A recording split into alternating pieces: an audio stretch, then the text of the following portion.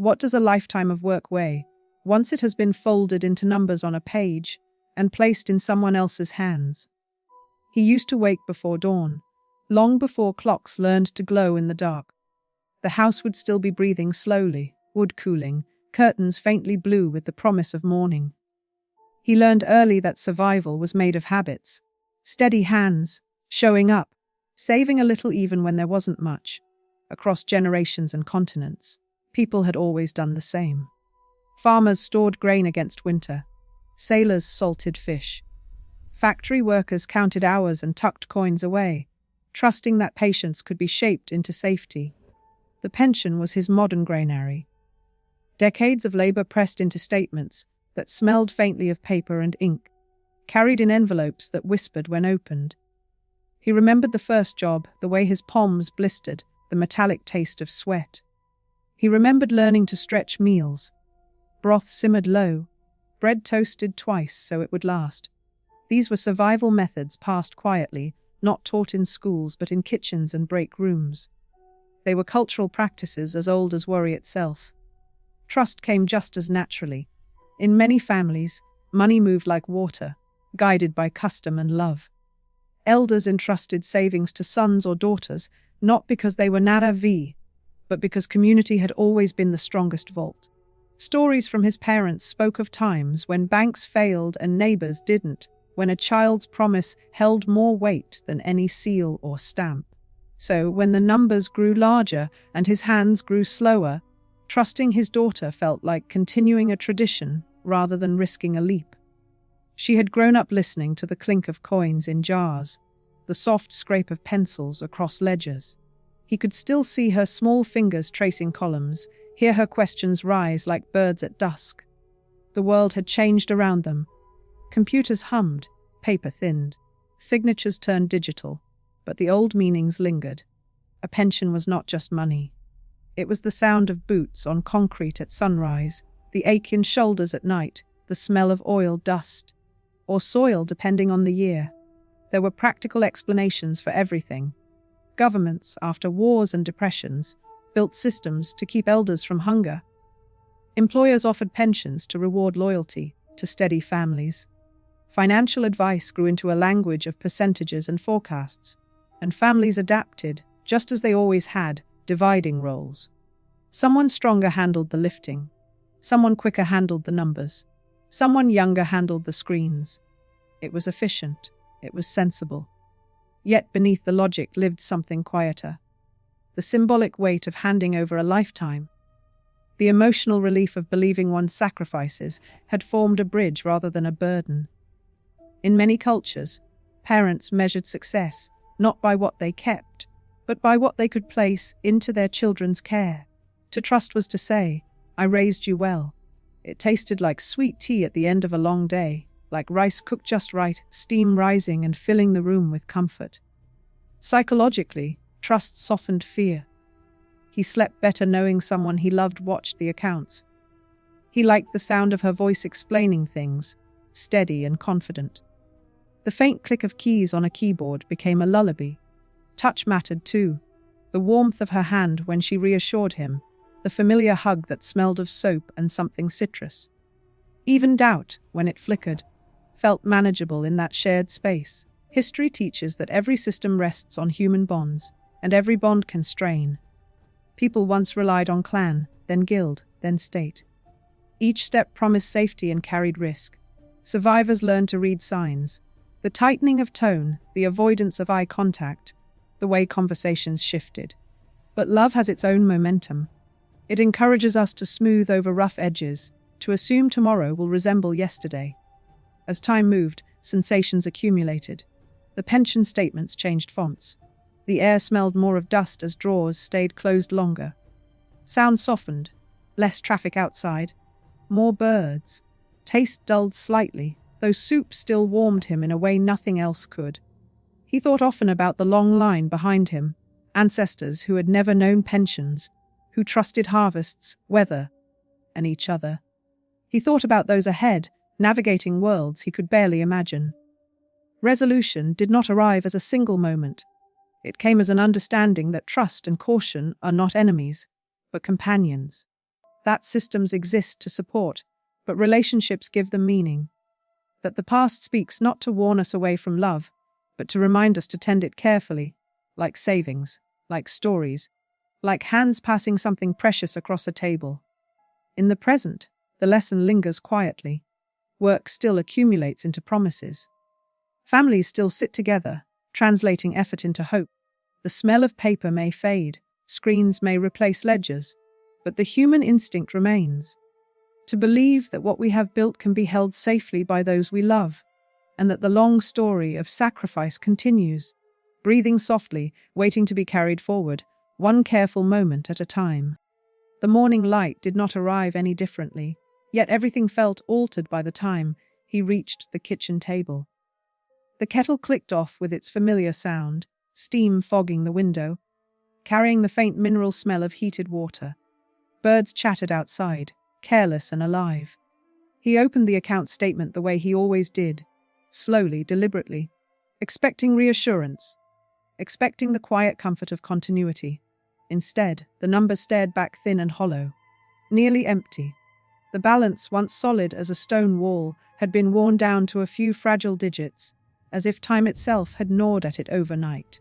For a moment, his body reacted before his mind. A tightening in the chest, a faint ringing in the ears.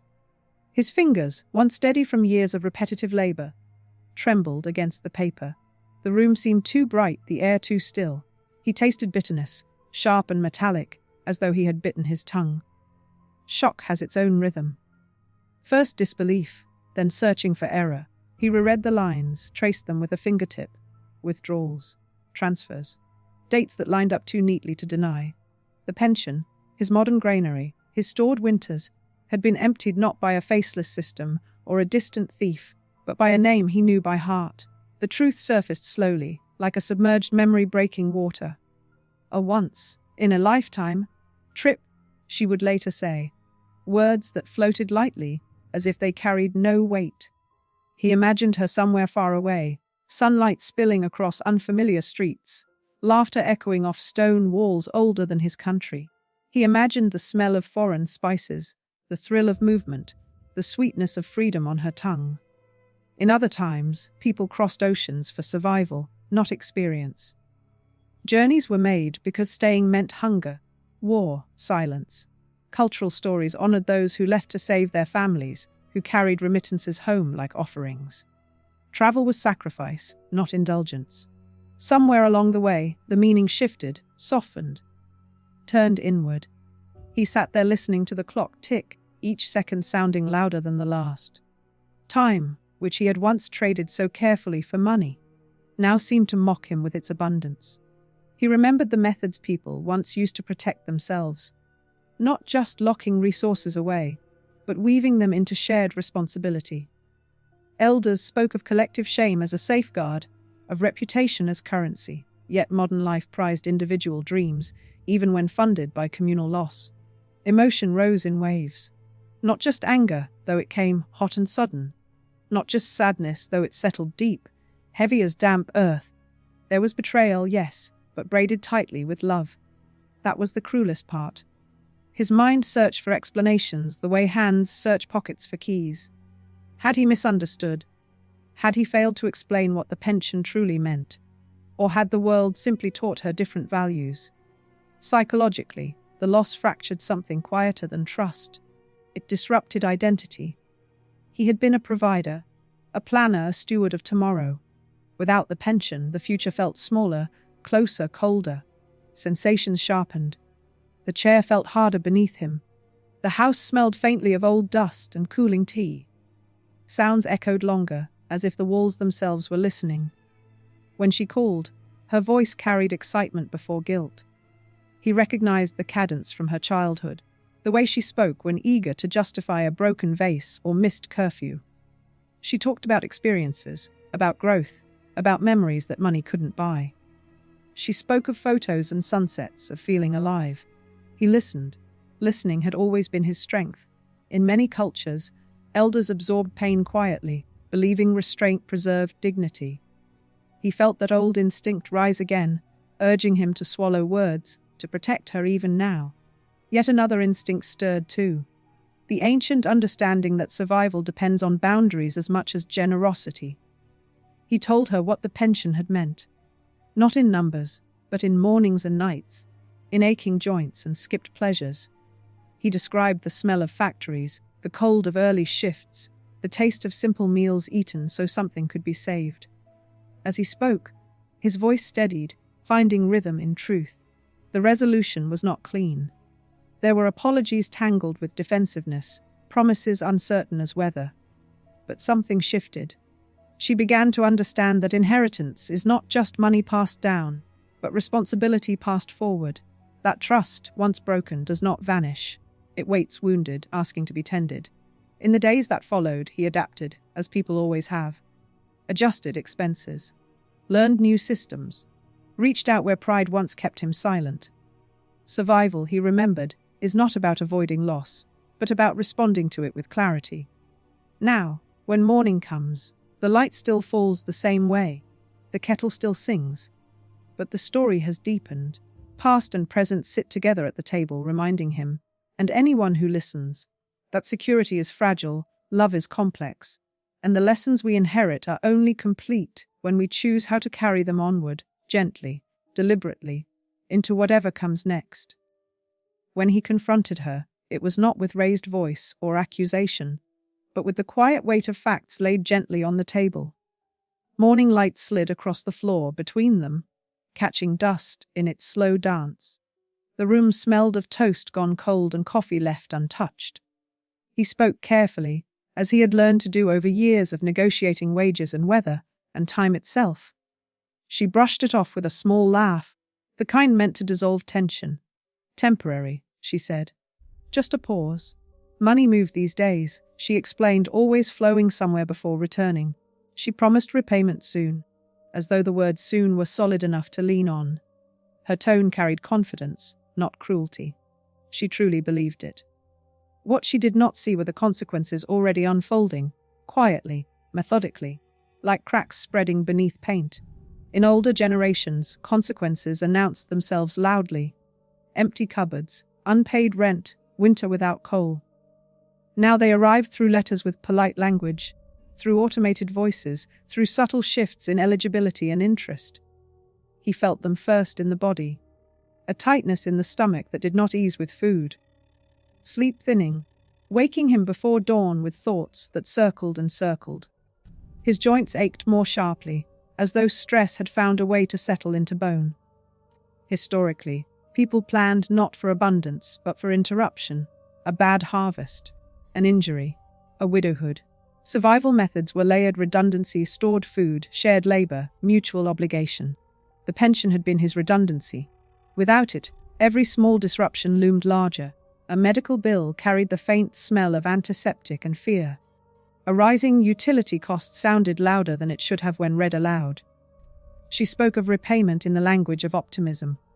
New opportunities, a raise someday, things working out. This too was cultural, a belief shaped by an era of credit, of forward motion, of faith in growth. He did not dismiss it entirely. Hope had kept many alive through worse. But hope without margin had also ruined many, a lesson whispered in stories from the past. Emotionally, he found himself grieving something intangible. Not just the money, but the shared understanding he thought they held. He had believed she saw the pension as compressed life, as stored breath. To her, it had been accessible, usable, almost abstract. The gap between those meanings widened each time she reassured him lightly. The senses sharpened again. Paper envelopes felt rougher against his fingertips. The sound of the mailbox opening carried a hollow echo. He noticed smells more. The faint soreness of worry, sweat, the comforting but insufficient aroma of soup simmering longer to stretch ingredients. Taste became practical rather than pleasurable. Meals were fuel now, not indulgence. Psychologically, a shift occurred that he could not fully name. Trust did not shatter, it thinned. Like fabric worn soft and fragile in one place, still intact elsewhere. He began to double-check things he once accepted. Dates, amounts, promises. This vigilance carried its own fatigue, a constant low hum beneath daily life. Consequences unfolded socially too.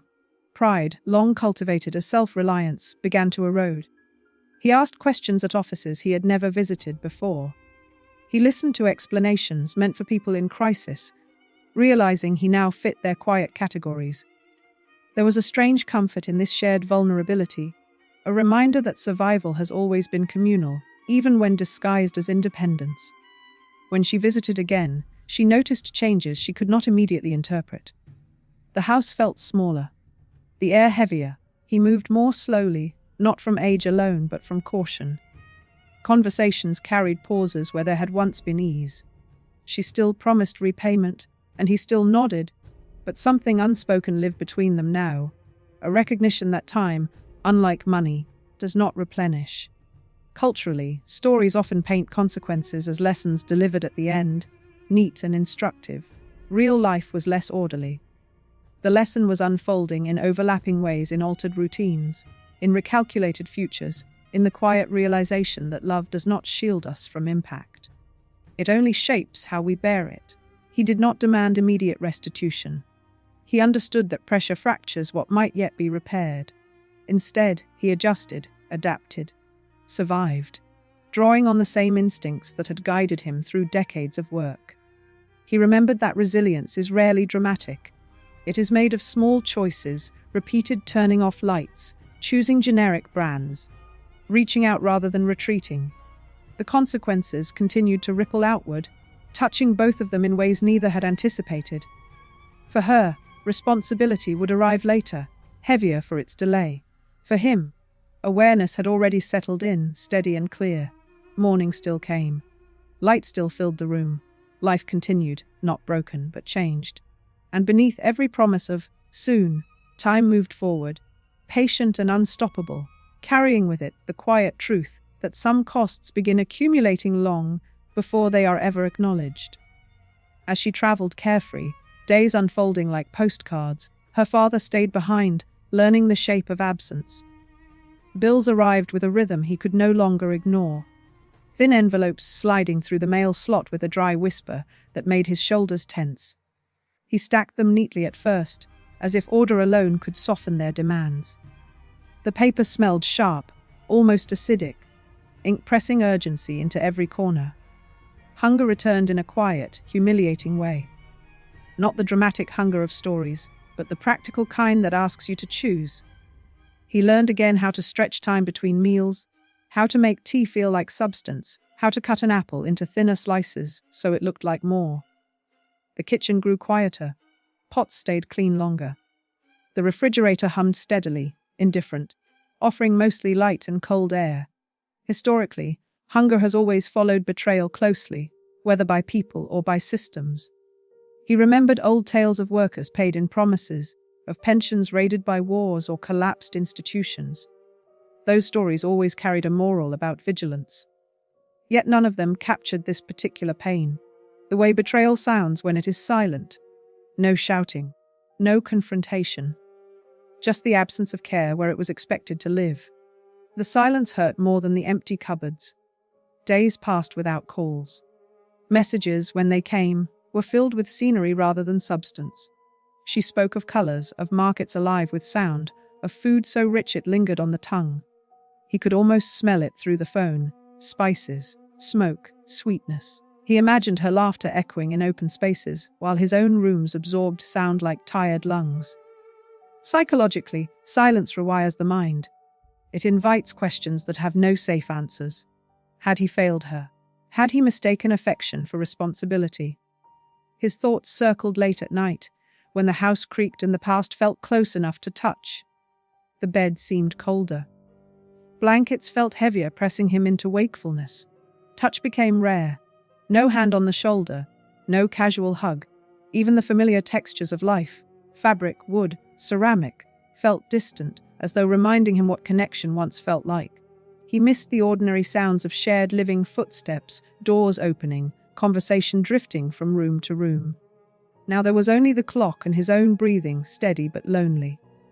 Culturally, elders are often taught to endure quietly, to absorb loss so the next generation can move freely. He wondered when endurance became erasure. Survival methods once depended on being seen, neighbors noticing, family responding. Modern life allowed suffering to remain invisible, hidden behind closed doors and polite check-ins. Yet imagination, the same force that carried her across borders, carried him too. He imagined outcomes not yet fixed. He imagined accountability taking shape, slowly, imperfectly. He imagined a future where the silence broke, where words arrived not as excuses but as understanding. Bills were paid when possible. Some waited. Pride bent, then yielded. He accepted help where it was offered, discovering that dignity does not vanish when shared. Hunger eased but did not disappear. Betrayal remained, not as a wound actively bleeding, but as a bruise that changed color with time. And through it all, life continued its gentle insistence. Morning light still warmed the table. Evening air still smelled faintly of dust and cooking somewhere nearby. The world did not stop for his pain, but neither did it abandon him completely. Somewhere far away she walked lightly, unaware of the weight accumulating behind her. Somewhere closer, he carried that weight with the patience learned over a lifetime, knowing that silence, like hunger, is not endless, but it teaches you what matters while it lasts. With no money left, he made a quiet, heartbreaking choice. One shaped not by drama, but by necessity. It came to him one evening as dusk thinned the air, and the house filled with shadows that felt heavier than usual. The decision arrived the way many truths do in later life, not as a thunderclap, but as a slow settling, like dust finally choosing where to land.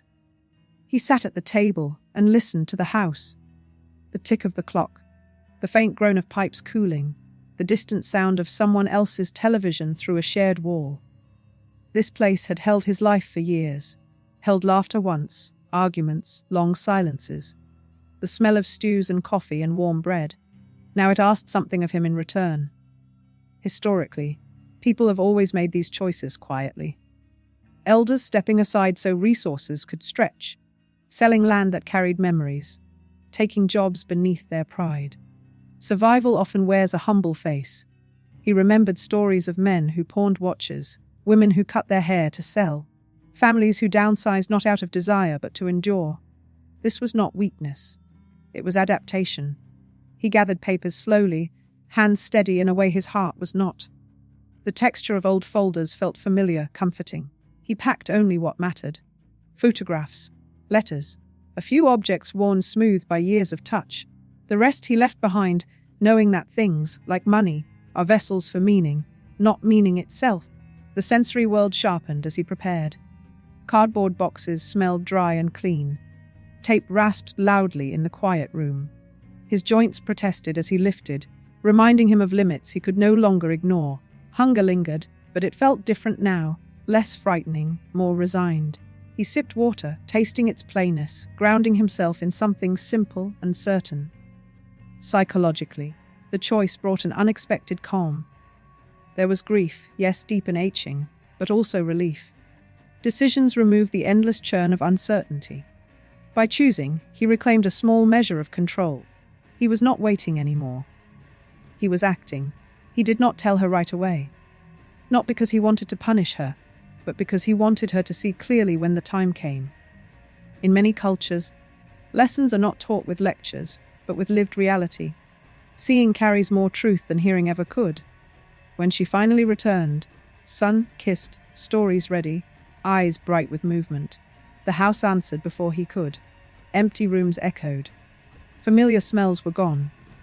The place felt smaller, quieter, stripped of warmth. Her voice softened as she walked through it, confusion replacing excitement. She asked questions that had no easy answers. He told her then, calmly, without accusation. He explained the choice in plain words, grounded in facts and consequences.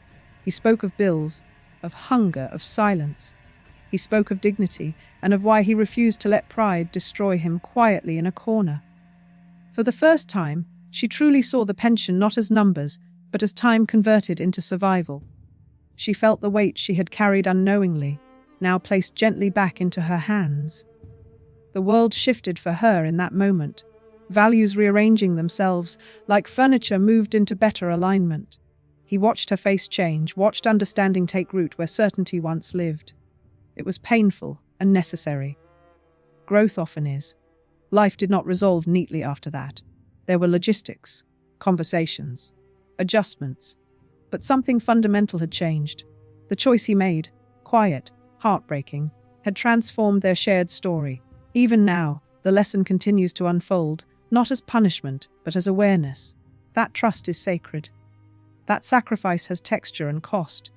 That love is not proven by intention alone, but by care that reaches beyond oneself. And somewhere between past effort and present consequence, the story keeps breathing, reminding anyone who listens that choices made in silence can echo the loudest, reshaping how we see everything that follows.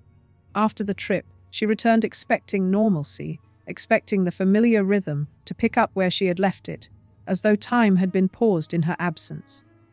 She unlocked the door with the same old key, metal cool against her fingers, and stepped inside already halfway into the stories she planned to tell. But the house answered her with quiet.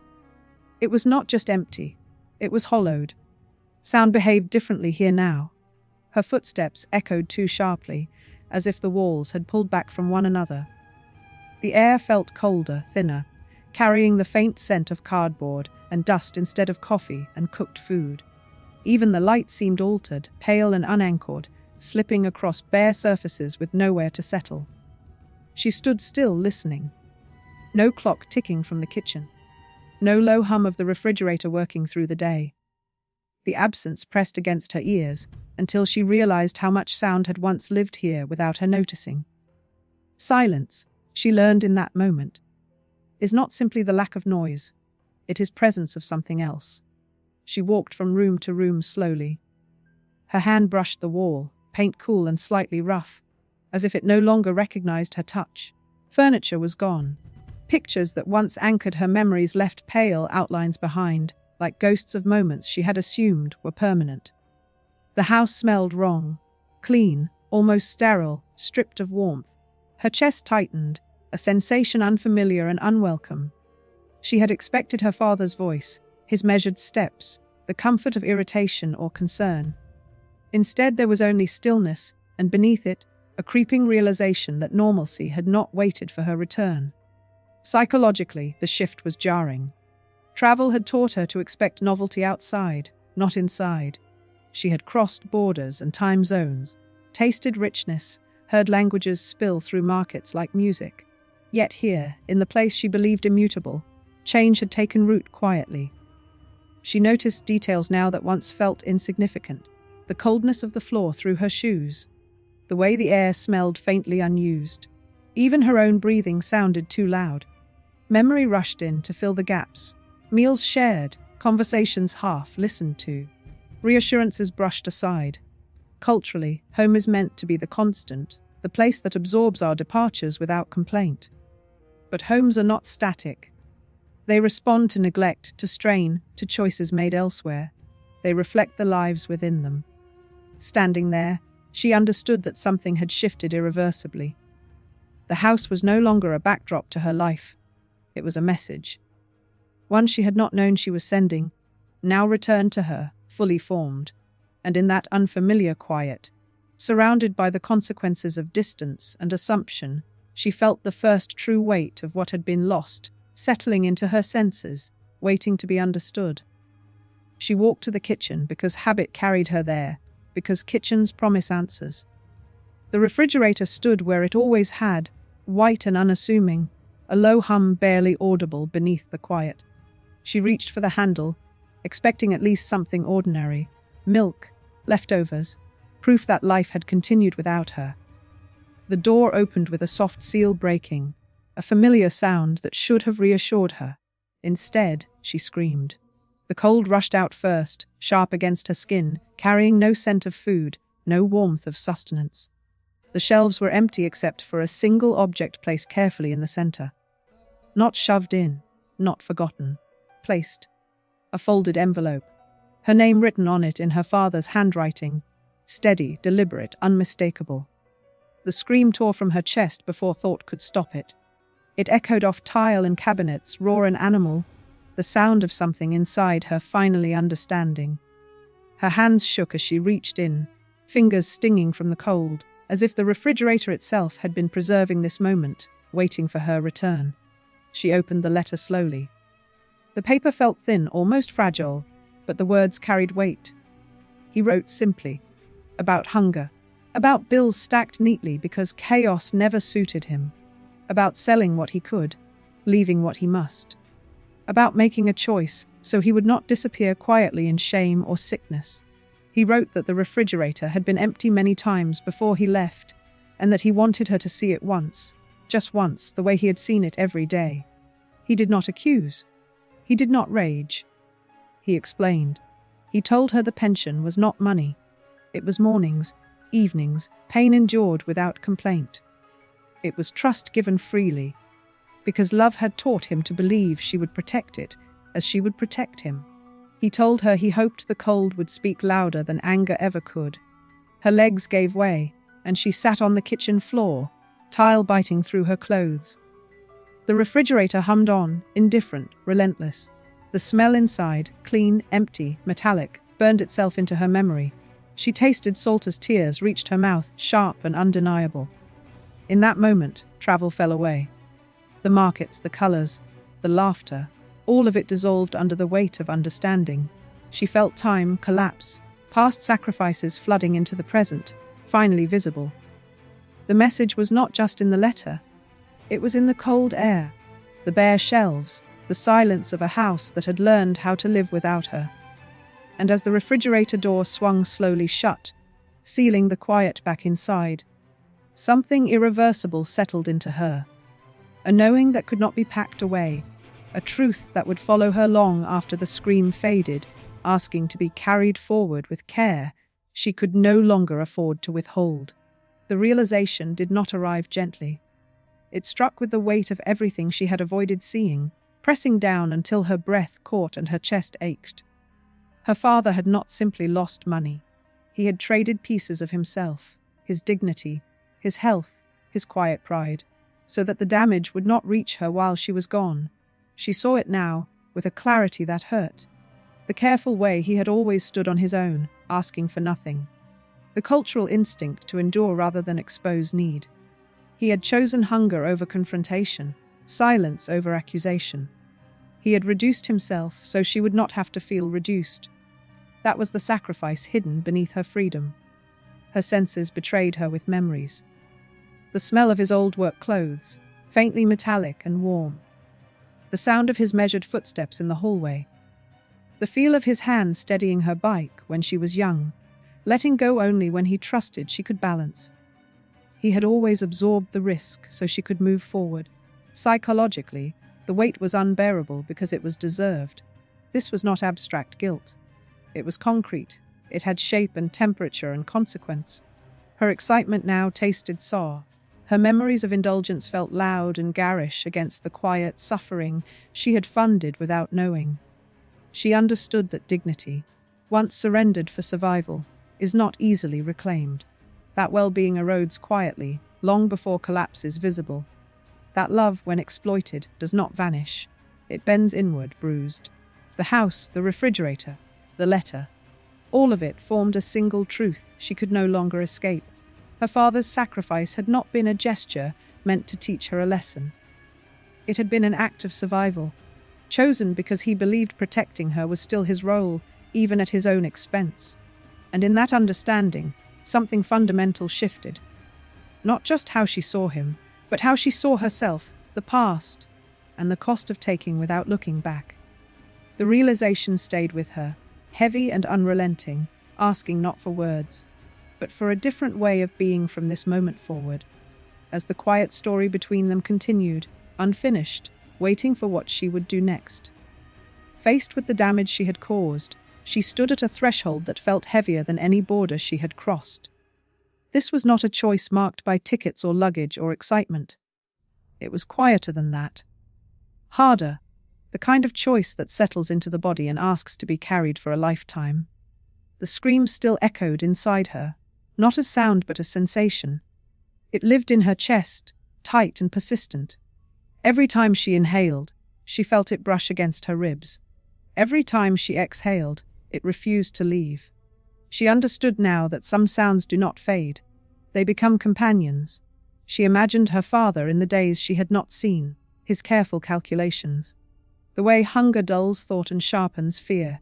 The slow erosion of dignity as bills pile up and options narrow. She imagined him choosing silence because confrontation would have cost energy he no longer had. That image stayed with her, tactile and vivid. The roughness of worry against skin. The taste of plain water when food runs out. The smell of an empty house holding its breath. Historically, repair has always been harder than harm. Cultures built rituals around atonement for this reason. Because recognition alone is not enough. Making things right requires endurance, humility, and time. It requires stepping into discomfort instead of fleeing it. She felt the truth of that now, settling deep. To make things right would mean returning what could never truly be returned. Not just money, but safety. Not just comfort, but trust. It would mean facing him not as a child sheltered by his sacrifices, but as an adult accountable for them. It would mean living differently. Choosing restraint where she once chose indulgence, responsibility where she once chose freedom. The alternative was easier in the moment, and crueler in the long run. To do nothing. To let time blur the edges. To carry the scream quietly, and call it memory instead of consequence. Many people choose this path. History is full of them. They survive, but something essential thins. She stood alone in the kitchen, the refrigerator humming softly behind her, the house watching without judgment. The air smelled faintly of cold metal and dust.